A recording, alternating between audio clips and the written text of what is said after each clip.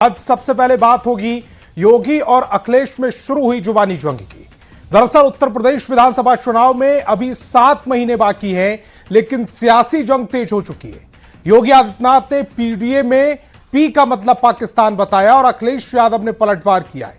यानी जुबानी जंग अब तेज हो चुकी है और पाकिस्तान की एंट्री ने यूपी की राजनीति में नया मुद्दा छेड़ दिया है। सवाल है कि क्या यूपी का चुनाव अब पाकिस्तान, राष्ट्रवाद और पहचान की राजनीति के इर्द गिर्द घूमेगा?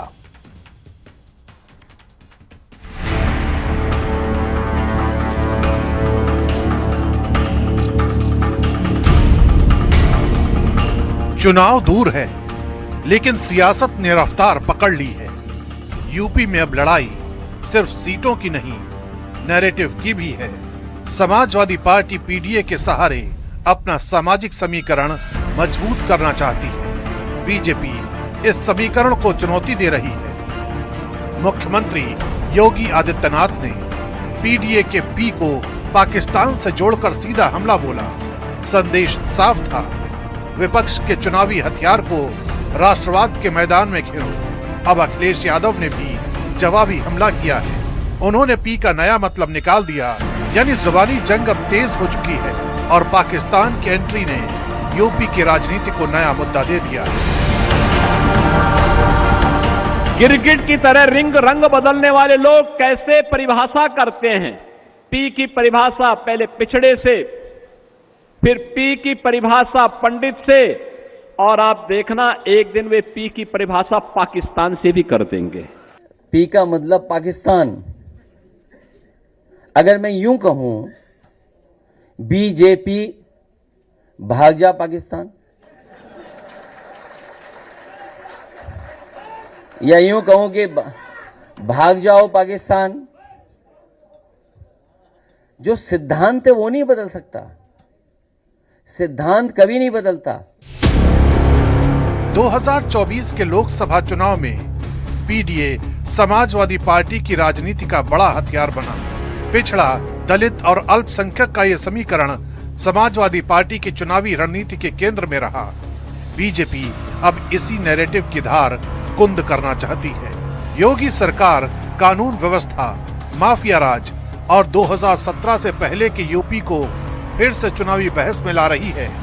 दूसरी तरफ सपा बीजेपी पर सामाजिक न्याय और जनता के मुद्दों को भटकाने का आरोप लगा रही है। दोनों तरफ रणनीति साफ है, एक तरफ पीडीए, दूसरी तरफ राष्ट्रवाद और कानून व्यवस्था, यानी चुनाव से पहले ही मुद्दों की पिच तैयार हो रही है। भाजपा के पी का मतलब पाकिस्तान हो सकता है, क्योंकि उनके सबसे बड़े नेता वो पाकिस्तान जाके जिन्ना की मजार पे जाके आंसू बहा के आए थे। भारतीय जनता पार्टी के पी का मतलब पाकिस्तान हो सकता है, क्योंकि उनके नेता पाकिस्तान के प्रधानमंत्री जी का जन्मदिन मना के आए थे। समाजवादी पार्टी के पी का मतलब पिछड़ा है। समाजवादी पार्टी के पीडीए का पी का मतलब पंडित है। वो पिछड़ा जिसके हक, अधिकार और आरक्षण को भारतीय जनता पार्टी ने खाने का काम किया। वो ब्राह्मण, वो पंडित जिसके साथ लगातार उत्तर प्रदेश में अन्याय कर रही भारतीय जनता पार्टी की सरकार। ये समाजवादी पार्टी का पाक प्रेम तो बहुत पुराना है, किसी से छुपा नहीं है। वर्ष 2013 में जब उत्तर प्रदेश के मुख्यमंत्री थे अखिलेश यादव, तो कैसे उत्तर प्रदेश में वो आतंकवादी, जिन आतंकवादियों ने रामपुर में सीआरपीएफ पर हमला करने का काम किया था, जो संकट मोचन के सिलसिलेवार ब्लास्ट किए थे, लखनऊ में कचहरी के ब्लास्ट के आरोपी थे, इन आतंकवादियों से मुकदमा वापस लेने की चेष्टा कर रहे थे। ऑनरेबल हाईकोर्ट ने अगर करारा तमाचा न मारा होता तो इनकी सरकार ने तो आतंकवादियों को छोड़ दिया होता। ये पाक परस्ती नहीं थी तो और क्या है। विधानसभा चुनाव में करीब 7 महीने बाकी हैं, लेकिन चुनावी मुकाबला शुरू हो चुका है। पीडीए बनाम पाकिस्तान, सामाजिक न्याय बनाम राष्ट्रवाद, कानून व्यवस्था बनाम पिछड़ा, दलित और अल्पसंख्यक का समीकरण। यूपी की सियासत अब गर्म है। आने वाले दिनों में बयान और तीखे होंगे। सवाल सिर्फ इतना है कि कौन सा मुद्दा चुनाव की दिशा तय करेगा।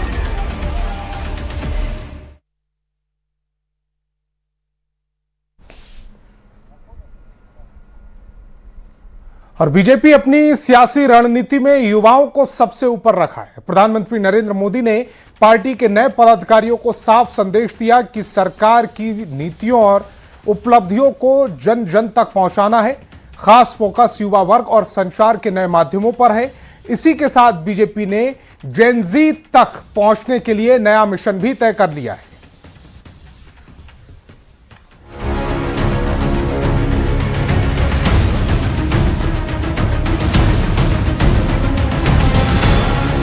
बीजेपी के लिए संगठन की नई टीम और नई चुनौती।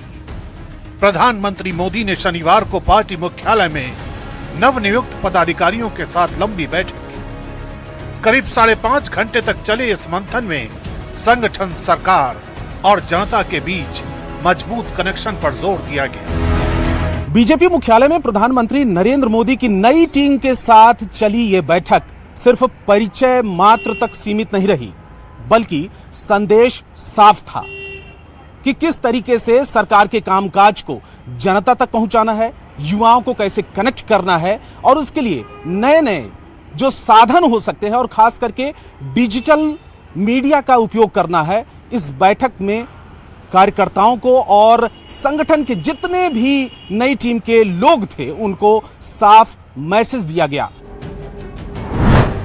सूत्रों के मुताबिक प्रधानमंत्री ने पदाधिकारियों से कहा कि सरकार की योजनाओं और नीतियों को प्रभावी तरीके से आम लोगों तक पहुंचाया जाए। खास बात यह रही कि बातचीत में युवाओं और संचार के नए जरियों पर भी फोकस रहा, यानी बीजेपी सिर्फ संगठन का विस्तार नहीं कर रही, बल्कि बदलते दौर के मतदाता तक पहुंचने की रणनीति भी तैयार कर रही है। इस बैठक के बाद पीएम मोदी की तरफ से किया गया ट्वीट प्लानिंग का रोड मैप बताता है। संगठनात्मक बैठकें नए विचारों और नजरिए पर केंद्रित होती हैं, जिनका मकसद पार्टी को मजबूत करना और लोगों के साथ जुड़ाव को गहरा करना होता है। पार्टी के साथियों और नई संगठनात्मक टीम के साथ बहुत अच्छी बातचीत हुई। पीएम मोदी की बैठक के बाद बीजेपी की रणनीति का बड़ा संकेत साफ है। पार्टी अब सिर्फ पारंपरिक राजनीतिक अभियानों पर निर्भर नहीं रहना चाहती। संगठन को नई सोच और नए कम्युनिकेशन मोड के साथ आगे बढ़ाने की तैयारी है।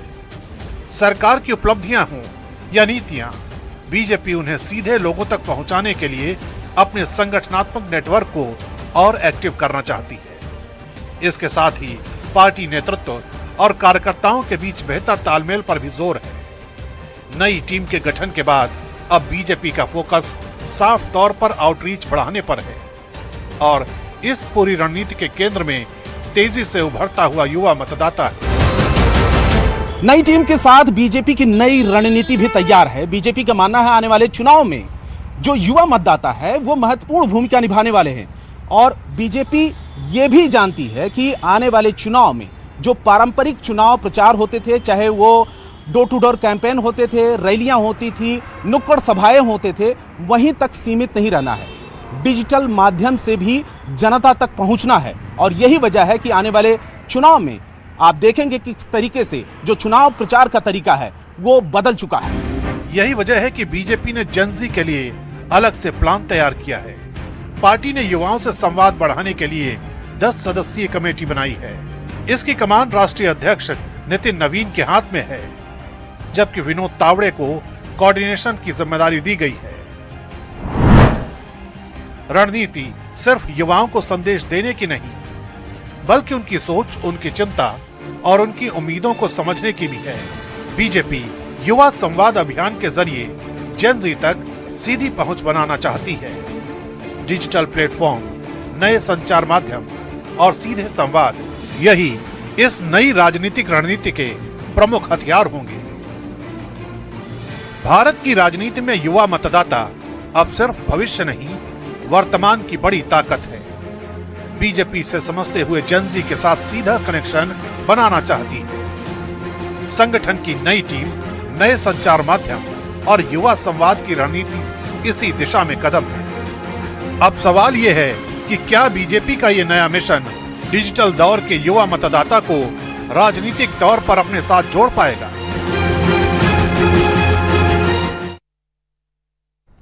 और बिहार की सियासत में उपेंद्र कुशवाहा के बयान ने ऐसी करवट ली कि अब सवाल बयान से ज्यादा बयान बदलने के मतलब पर उठ रहे हैं।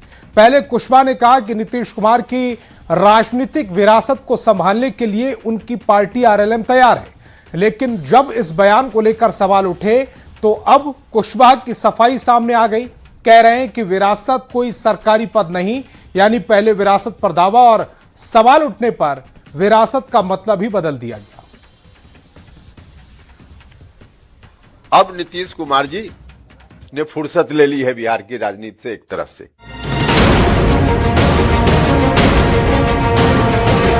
कहते हैं कि बदलते मौसम का क्या भरोसा, कब धूप निकले कब छांव हो जाए। कुछ ऐसा ही सियासी मौसम बिहार में इन दिनों नजर आ रहा है। बयानों के तीर और उन पर कटाक्ष के लिए तलवारें खूब चल रही हैं। कभी विरासत का दावा ठोका जाता है तो कभी पलक झपकते ही मौसम की तरह सुर बदल जाते हैं। कहानी शुरू होती है राष्ट्रीय लोक मोर्चा के प्रमुख उपेंद्र कुशवाहा के उस बयान से, जहां उन्होंने कहा कि नीतीश कुमार अब राजनीति से विश्राम ले चुके हैं और उनकी इस विशाल विरासत को संभालने के लिए हमारी पार्टी यानी आरएलएम तैयार है। उन्होंने एक तरह से फुर्सत ले ली है। जब तक फुर्सत उन्होंने नहीं ली थी, बिहार के मुख्यमंत्री के रूप में उन्होंने सेवा दी, बहुत बेहतर सेवा दी। खुद ही उन्होंने इच्छा व्यक्त की, अब फुर्सत ले ली है। अब फुर्सत लेने के बाद फिर से एक बार एक बड़ी जमात बिहार में और देश में है, उसके मन में चिंता है कि वह विरासत अब आगे कैसे बढ़ेगी। उस विरासत को आगे बढ़ाने का दायित्व लेने का दावा बहुत सारे लोग करेंगे। अब आज की तारीख में हमारा दावा है कि हम कितना आगे सफल होंगे हम नहीं जानते हैं, लेकिन बिहार में एक बड़ी जमात है जिसकी अपेक्षा, जिसकी आकांक्षा है कि राष्ट्रीय लोक मोर्चा को यह दायित्व संभालना चाहिए, अपने हाथ में लेना चाहिए। उनके इस बयान के बाद राजनीतिक गलियारों में सुगबुगाहट तेज हो गई, सवालों की बौछार होने लगी। तो नेताजी यानी उपेंद्र कुशवाहा ने अपने बयान का मतलब ही बदल दिया। अब सफाई दे रहे हैं कि विरासत कोई सरकारी पद नहीं है। जिस विरासत की बात उन्होंने की थी उसका संबंध सत्ता से नहीं बल्कि विचारों और मूल्यों से है। विरासत का मतलब कोई सरकारी पद नहीं होता है। विरासत तो हमारे पूर्वजों ने जो हमको सिखाया, उनकी जो सीख है उसको आगे अब कैसे हम बढ़ाएं ताकि आगे की पीढ़ी उसको सीखे और उसके आधार पर हमारे समाज का निर्माण हो, हमारा समाज चले और सरकार आवश्यकता अनुसार उसके हिसाब से आए। यानी पहले विरासत पर दावा, अब विरासत को सत्ता से अलग बताने की कवायद, और फिर आया वो बयान जिसने कहानी को और दिलचस्प बना दिया। निशांत कुमार को लेकर भी उन्होंने कहा कि जिस तरह दीपक मेरा बेटा है, निशांत भी मेरे बेटे जैसे हैं। अरे भैया, सबसे पहले उपेंद्र कुशवाहा है जिसने आगे बढ़कर कहा था कि निशांत कुमार को लाना चाहिए पार्टी में, नहीं है। क्यों भूल जाते हैं लोग? पूरे तौर पे निशांत को उपेंद्र कुशवाहा का आशीर्वाद प्राप्त है। जिस तरह से दीपक प्रकाश मेरा पुत्र है, वो भी मेरा बेटा ही है। इस बयान के बाद जेडीयू नेता श्याम रजक भी उपेंद्र के सुर में सुर मिलाते नजर आए। उन्होंने कहा कि नीतीश कुमार का जो विचार है वह एक व्यक्ति तक सीमित नहीं होता, पूरे बिहार और देश के लिए ये विजन है जो नीतीश कुमार की विरासत के हकदार हैं। नीतीश कुमार जी का जो विजन है, नीतीश कुमार जी का जो विचार है, वो सिर्फ एक व्यक्ति तक सीमित नहीं होता है।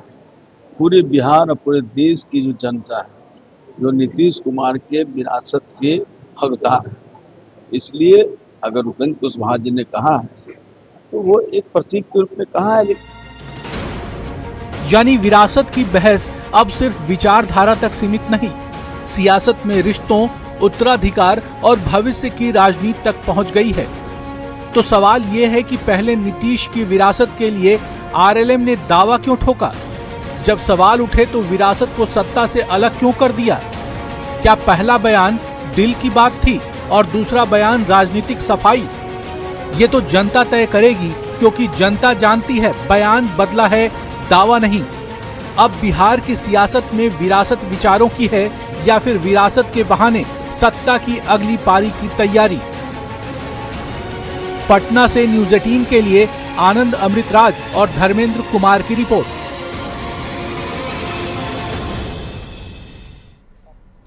फरक्का जल संधि पर बिहार की सियासत गर्मा गई। लालू प्रसाद ने एक पुराना वीडियो जारी कर संजय झा पर निशाना साधा। लालू प्रसाद पुराने वीडियो में कहते दिख रहे हैं कि फरक्का जल संधि देश के खिलाफ है। अब लालू प्रसाद के वीडियो पर जेडीयू ने सवाल उठाए। जेडीयू ने लालू प्रसाद से पूछा, जब इस संधि पर हस्ताक्षर हुए थे उस वक्त वो बिहार के सीएम थे, जल संधि के दौरान वो खामोश क्यों थे?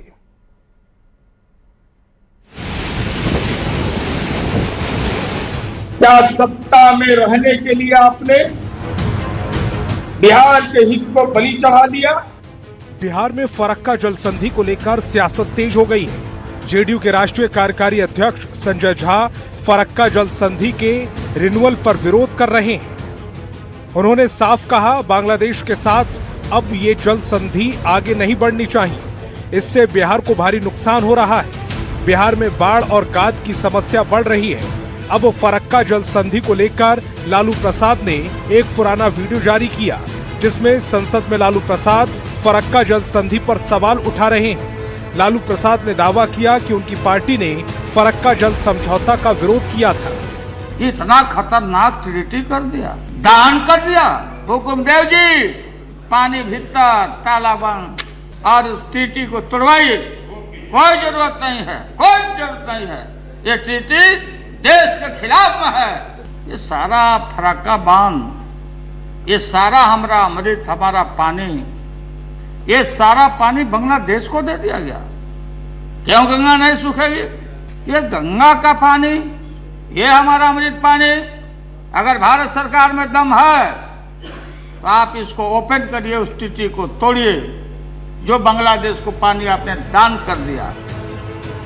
वीडियो में लालू प्रसाद साफ साफ कह रहे हैं कि फरक्का जल संधि देश के खिलाफ है, लेकिन जेडीयू के मुख्य प्रवक्ता नीरज कुमार ने लालू प्रसाद के दावे पर सवाल उठा दिए। नीरज कुमार ने आरोप लगाया कि 12 दिसंबर 1996 को जब भारत और बांग्लादेश के बीच गंगा जल बंटवारे की संधि हुई, उस वक्त लालू प्रसाद बिहार के मुख्यमंत्री थे। बिहार के जल संसाधन विभाग ने उस समय इस संधि को बिहार के हित में नहीं माना था। इसके बावजूद संधि होने दी गई। नीरज कुमार ने सवाल उठाते हुए कहा है कि क्या सत्ता में बने रहने के लिए लालू प्रसाद यादव ने बिहार के हितों से समझौता किया? आखिर लालू प्रसाद खामोश क्यों रहे?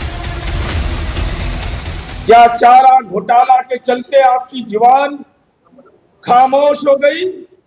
केंद्र में प्रभावी भूमिका में थे, 22 सांसद थे, केंद्र में मंत्री परिषद में थे, किंग मेकर थे, लेकिन आपकी जुबान खामोश क्यों रह गई? जो वीडियो आपने ट्वीट किया है, तो 96 से लेकर 2011 के पहले तक की कार्य अवधि में आप क्यों खामोश रहे? बिहार सरकार के जल संसाधन विभाग ने संधि को बिहार के हित में नहीं माना था, इसके बावजूद संधि होने दी गई।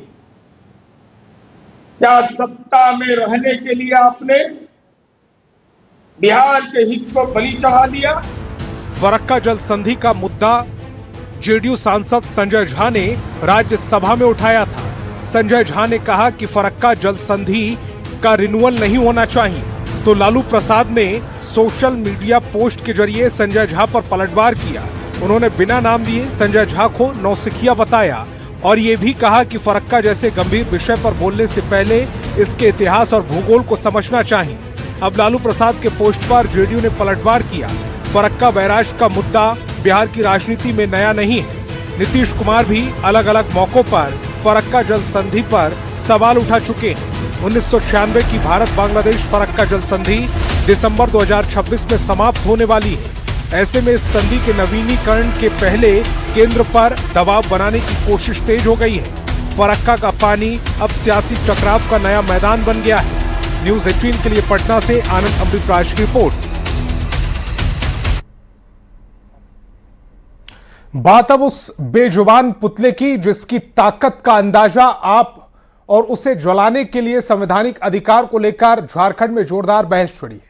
21 अगस्त की शाम अभ्यर्थियों के पुतला दहन कार्यक्रम में जो तस्वीरें सामने आई, उन्होंने अभिव्यक्ति की आजादी और विरोध की मर्यादा दोनों पर सवाल खड़े कर दिए। क्या पुतला जलाना विरोध दर्ज कराने का लोकतांत्रिक अधिकार है, और अगर है तो पुलिस कार्रवाई की सीमा क्या है? पुतले की राजनीति और अधिकारों पर हमारी एक खास रिपोर्ट देखिए। पुतला जलाने पर क्यों छिड़ी जंग? विरोध का अधिकार या कानून का उल्लंघन? पुतले पर पुलिस एक्शन, उठे बड़े सवाल। पुतले की ताकत, सिस्टम से सवाल। बड़ा सवाल, पुतला दहन अधिकार या अपराध?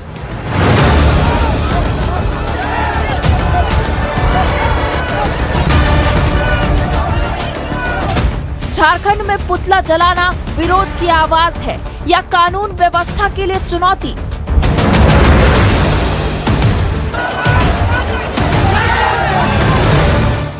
अगस्त की शाम रांची, रामगढ़, हजारीबाग और गिरिडीह समेत राज्यों के कई जिलों में जो तस्वीरें सामने आई थी, उन्होंने इस सवाल को और धार दे दी।